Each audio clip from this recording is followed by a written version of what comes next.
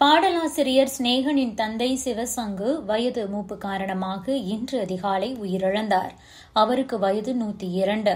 தந்தையின் மறைவு சிநேகனின் குடும்பத்திற்கு பேரிடியாக இருக்கும் நிலையில் தந்தையின் ஆசையை நிறைவேற்றிய மன திருப்தியில் சிநேகன் சற்று ஆறுதல் அடைந்துள்ளார்.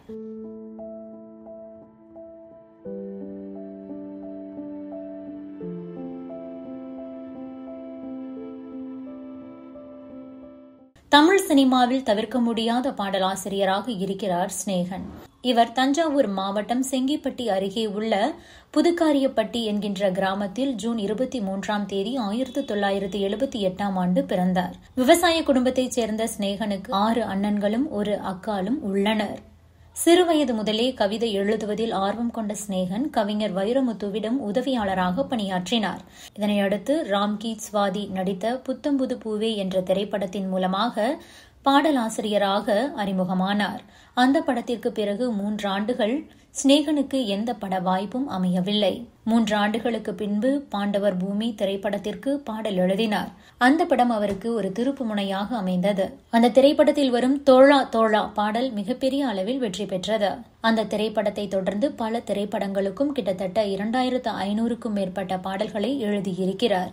சாமி திரைப்படத்தில் வரும் கல்யாணம்தான் கட்டிக்கிட்டு ஓடி போலாமா அந்த பாடலின் ஆசிரியரும் இவர்தான். கமல் தொகுத்து வழங்கிய பிக் பாஸ் நிகழ்ச்சியில் கலந்து கொண்ட சிநேகன் பிக் பாஸ் வீட்டில் இறுதி வரை இருந்து 2வது இடத்தை பிடித்தார். அந்த நிகழ்ச்சிக்கு வந்த சிநேகனின் தந்தை சிவசங்கு அனைவரிடத்திலும் என்னுடைய மகனுக்கு திருமணத்தை செய்து பார்க்க வேண்டும் என்பதுதான் என்னுடைய ஆசை. ஆனால் இத்தனை ஆண்டு காலமாக அவன் திருமணம் செய்து கொள்ளாமலேயே இருக்கிறார் என கண் கலங்கியபடி அனைவரிடத்திலும் பேசியிருந்தார். இதனையடுத்து சில ஆண்டுகள் கழித்து கமலஹாசன் முன்னிலையில் சீரியல் நடிகை கன்னிகாவை சிநேகன் திருமணம் செய்து கொண்டார்.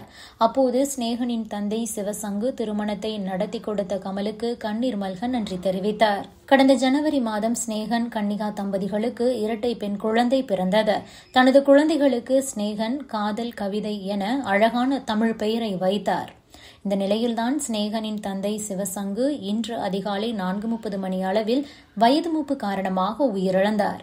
அவருக்கு வயது 102. அவரின் இறுதிச் சடங்கு நாளை காலை 11 மணி அளவில் தஞ்சாவூர் மாவட்டத்தில் உள்ள சொந்த கிராமமான புதுக்காரியப்பட்டியில் நடைபெற இருப்பதாக சிநேகன் தனது இன்ஸ்டாகிராம் பக்கத்தில் பதிவிட்டிருக்கிறார். தனது மகனை திருமண கோலத்தில் பார்க்க வேண்டும் என ஆசைப்பட்டார் சிவசங்கு. அவரது ஆசைப்படியே சிநேகனின் திருமணத்தை பார்த்து பேத்திகளையும் கொஞ்சி மகிழ்ந்து நிறைவான மரணத்தை தழுவி இருக்கிறார் சிவசங்கு.